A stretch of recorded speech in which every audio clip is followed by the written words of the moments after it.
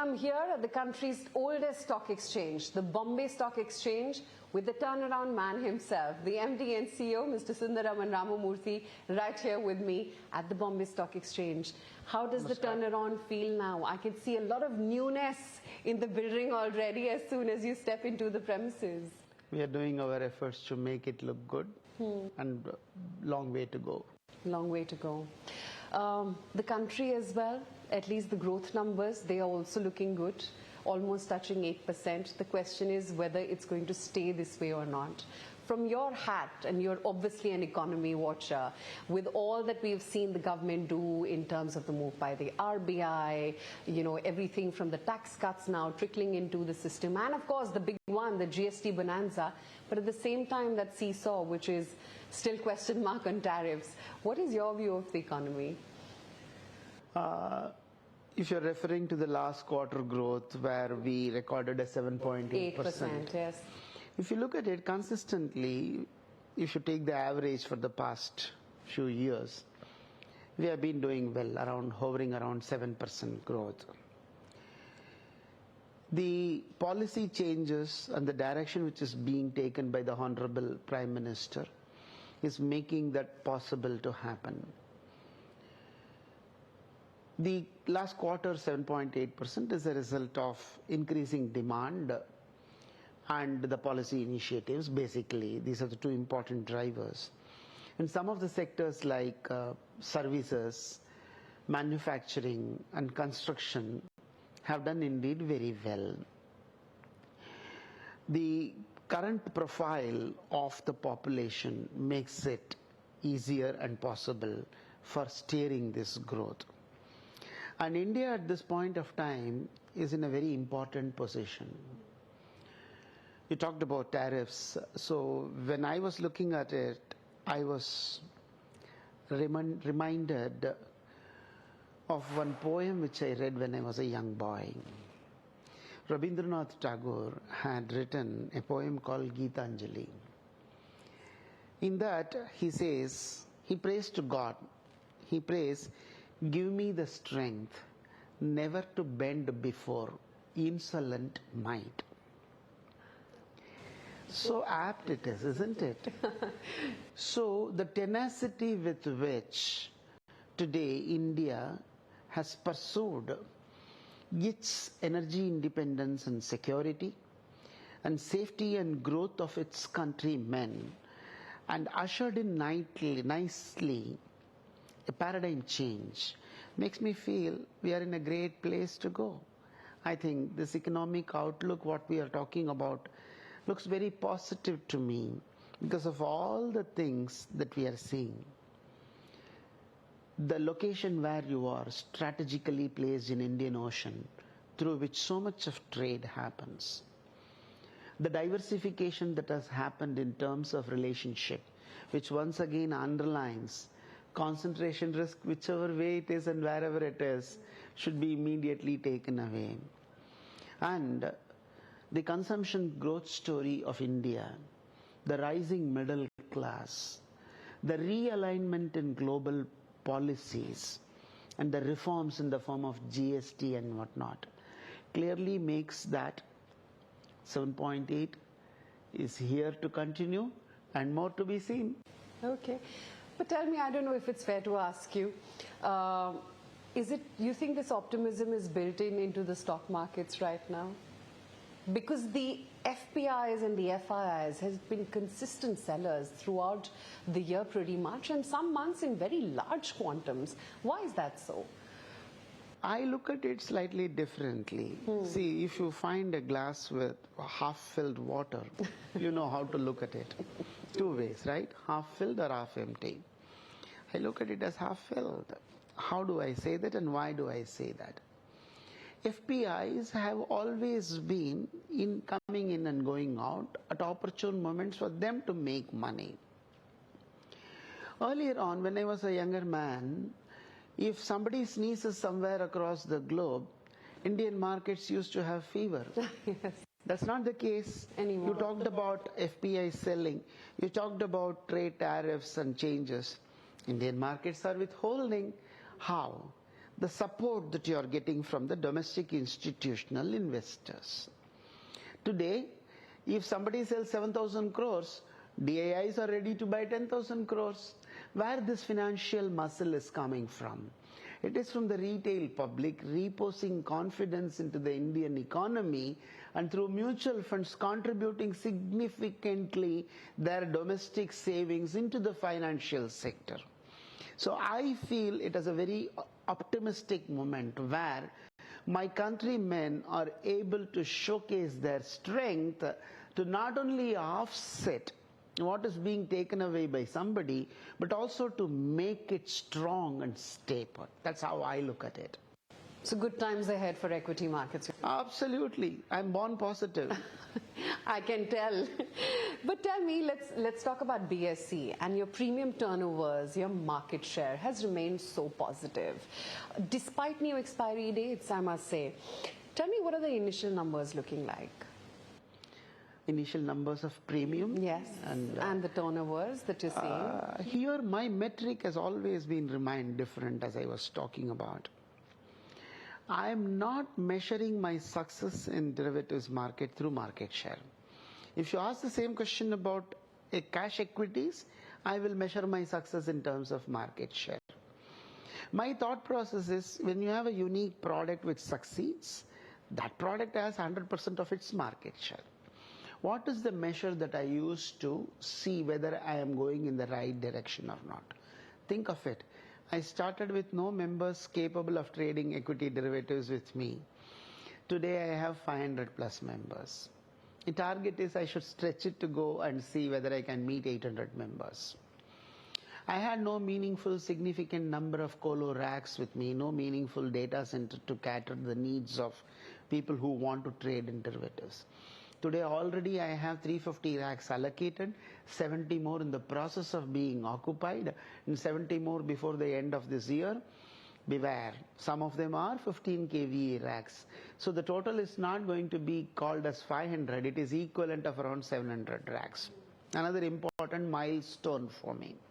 Third is FPIs. No FPI were ever trading with me in equity derivatives because there was no equity derivatives when I joined. Today we have around 350. The target set for myself is around 500 FPIs. By when? Maybe in a year, because the initial things, the law of diminishing marginal capability for me. Initially it was easier to get more FPIs, now it is more and more hard work to be done. We are working on it. This is on one side by which I measure success. I call it as deepening and broadening of market. This is broadening part of it. Deepening part of it, what I would like to achieve is, when I started with a Friday expiry, you mentioned about expiry changes, I had no choice but to start with a Friday expiry. All other days were occupied. When I start with Friday expiry, I was very clear it is going to be an expiry day product. Because all the other days are occupied and Friday is weekend. Who will carry open positions? Therefore, it was an expiry day product and significant volumes were happening only in one day. As the luck would have it and the regulatory foresight would help it, we had single contract of weekly expiry per exchange with the option to choose the expiry day. Since Thursday was chosen by the other exchange, I chose Tuesday. I was very clear at the time, no longer my product will be expiry day product. It will become an active product on all days. And it became. And when it becomes active across all days, this is the time to push the envelope to the other days of the week, other expiry days, next week, next to next week, and to the next month. We started doing it. From nothing there, we reached around 3 to 5% of volumes coming from non-expiry week volumes. Not this week, next week, next to next week, month. Now the third thing happened. Since the other exchange wanted Tuesday, I think for once I wanted it to settle down. So we gave Tuesday and took Thursday based on the voice of customers. My market participants felt Thursday is a better day because Thursday has been the expiry day for a very long time in Indian derivatives market. Mentally they are tuned to Thursday. And as against the talk of 2 days, 3 days versus Tuesdays and Thursday, the market participants told me, if it is Thursday, actually it is 4 days you get, so you should take Thursdays. It's early days, just one expiry has gone. We are waiting and watching. But what we are clearly seeing is the market behavior taking next week, next to next week, and monthly options. This is what I call as deepening of market. I need to deepen to get more depth into whatever product we have. In all these parameters, we are doing well. Of course, it's human tendency. Dil mange more. Whatever you do, you want to do even better and even more. So we will work hard towards it. So more volume buoyancy. More towards non-expiry week, so that it is deepened and broadened. The product has to be very strong. So let's talk about the product. Since you said that you are looking at deepening the product, any new launches expected going forward, IPOs, mutual funds, what's going to be the focus? See, the IPO market has been doing extremely well in India. In the last 8 months, around $10 billion worth IPOs have been raised. Yeah.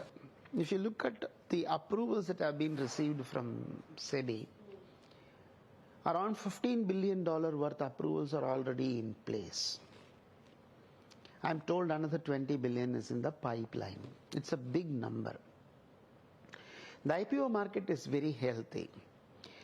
The temporary imbalance because of all the tariff talks that have been happening might have made some of the people who have got approval to slightly wait and watch.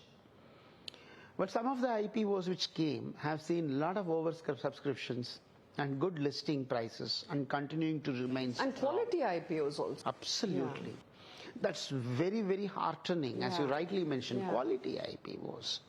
So the IPO market is very good, and we have geared up for doing a lot of good things there. When you talk of IPOs, you cannot leave SMEs. Of course. SMEs are very important. And I've always been telling this, out of 6 crore SMEs, don't we even have 6,000 SMEs to get listed?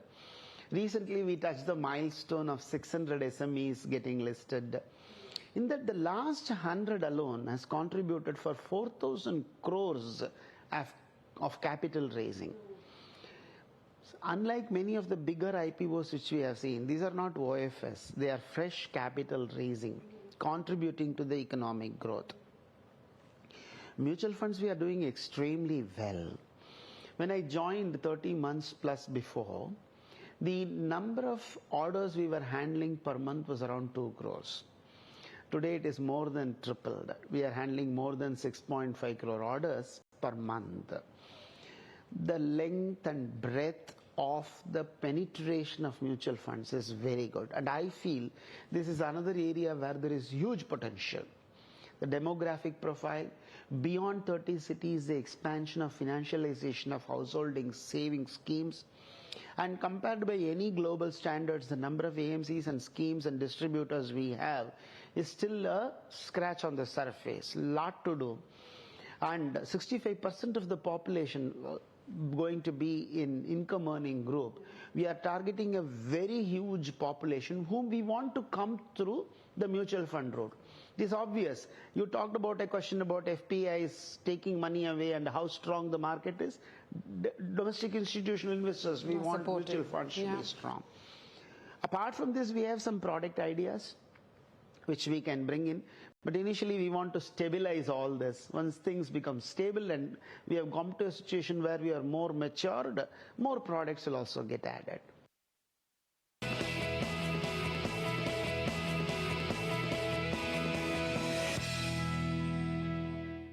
There's so much opportunity in the exchange space, and competition also is heating up. Do you feel insecure ever? What is BSE doing to try and mitigate competition and, remain one of the largest, players in the market? When you ask this question about insecurity, I'm not able to control myself from giving this comment. Think of it. I was working in a good place and I was continuing there, and I left the job and came here. What did I have when I come here? 5% market share, mutual funds having lot of system issues. no derivatives volume, not sure whether we'll be making profit or not, 7 out of 10 years operating losses. Whether that should make me insecure or today's situation. When that has not made me insecure, why I should feel insecure now? In fact, when I was about to join, somebody asked me, are you mad or are you too courageous? You like challenges. And it has proved worthwhile that I joined here because I was able to do something to the society. I'm not feeling insecure because of what you called as competition heating up. I don't think it is competition. I always feel it is complementary. We are going to have a very, very big pie. IMF says on a purchasing power parity basis, by 2030, you will be a 21 trillion economy. If you use and extrapolate it by 2038 or by PPP basis, you are a 35 trillion economy. What should be your market cap at that time? It should be somewhere around 50 trillion. You are in a 5 trillion situation. If there is a 10-time growth prospect available with all these great policies and other things that we are seeing, don't you think there are too many more players required? Yeah, there's room for more actually. Yeah. Absolutely. But you know, and I don't want to get wrong in this, couple of the market opinion is that to fortify liquidity, BSE is planning to ramp up their infrastructure as well. You know, collocation racks like you talked about, onboarding more brokers, more FPIs. By when can we see incremental benefits of all these measures that you've taken ever since you took over at the helm actually play out and reflect in your numbers? Oh, they have been reflecting in a big way since since I joined till now. 9 quarters have gone. Every quarter number has been better than the previous quarter. And in fact, the last quarter was multiple times more than the profit I made the entire year 2 years before. So they are reflecting on the numbers. Indeed, it is true that we are in a big way increasing our capabilities with regard to infrastructure. When you say infrastructure, what we mean is physical infrastructure. You are seeing this room. It's looking different, right? And it is looking more... it's the new BSE. It looks new, yes. Right? And it gives you a new feeling. Yeah. Physical infrastructure. This is just a very, very, very small sample. Part, yes. Technological infrastructure. Think of it. When I joined, I was capable of managing 50 trades per second per broker in my clearing corporation. Not anyway better than an Excel sheet. Today, I'm able to, without any issue, consistently have 23,000 trades, 24,000 trades per second per broker for very long hours with no latency at all. And I can touch around 70,000 trades per second per broker with a second of latency in the clearing corporation side. In the mutual fund side, you saw tripling of volumes. Today, my capacity to handle orders in equity derivatives is around 1,800 crores per day. On a normal day, a normal expiry day, I'm touching around 800, 900 crore orders, which was just 10 crore capability when I joined. Technology in a big way is changing. We are looking at software, hardware, our version upgrades. The version that I inherited was 10 generations older than the current version. We are working to see how we can upgrade our version. The machines that I had, the servers I had were Gen 3, which were very old. Already Gen 5 and Gen 6 is what we are talking about in the country. The operating system was very, very old. Today we are talking about operating system 10 version.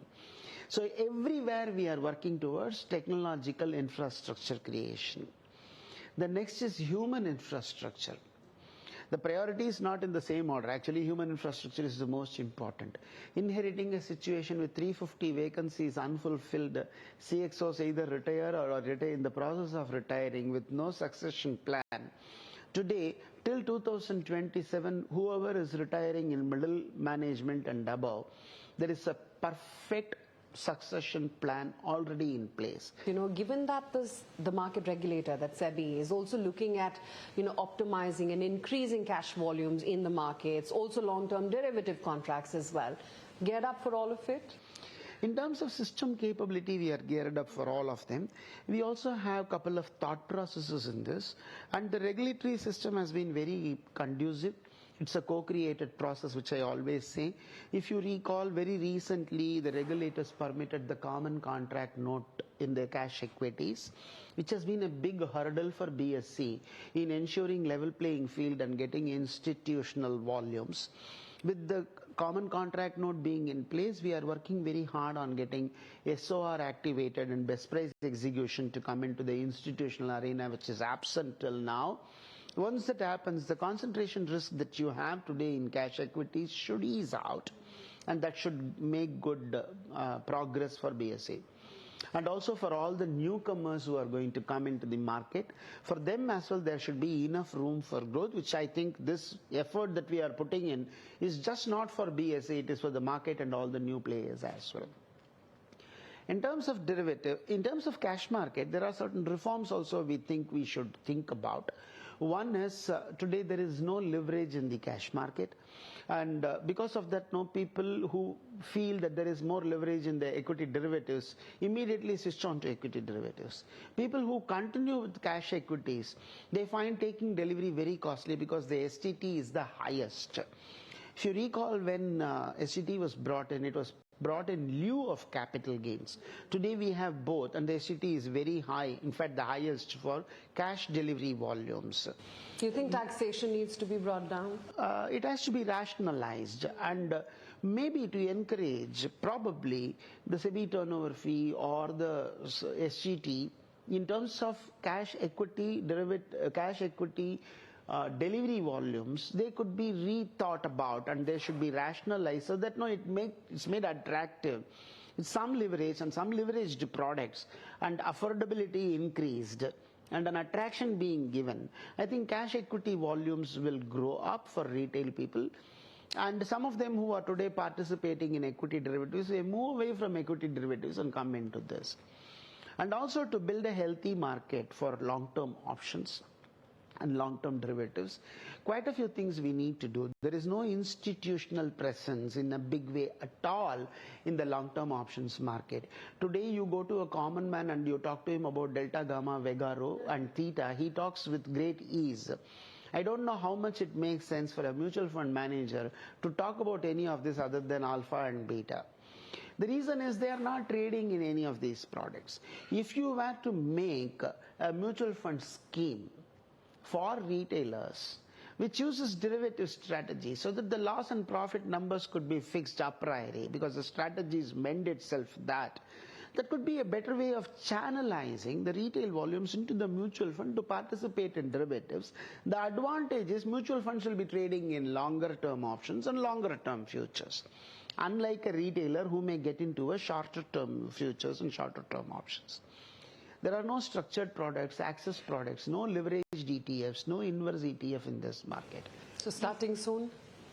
If they all happen, then what happens is the longer term tenor of the options market become attractive for these players, and that brings in a balance into the market.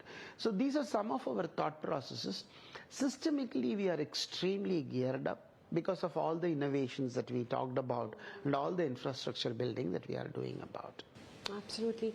The one thing I wanted to talk about is the very near term here, and participation has declined following, the incidents with Jane Street, and of course tightening of, SEBI F&O regulations as well. In the very near term, say for FY26, what kind of growth numbers do you think the industry is going to clock in? We don't give forward-looking numbers. Sure. Because we are a listed entity, that's not what we generally give. But one point what I want to make is every regulatory change, as far as BSE is concerned, has not reduced the volume. It has actually improved the quality volumes that are coming to us. Right from the Friday change, which I talked about, from an expiry day product to a weekly product, and from a weekly product to the next week, next to next week.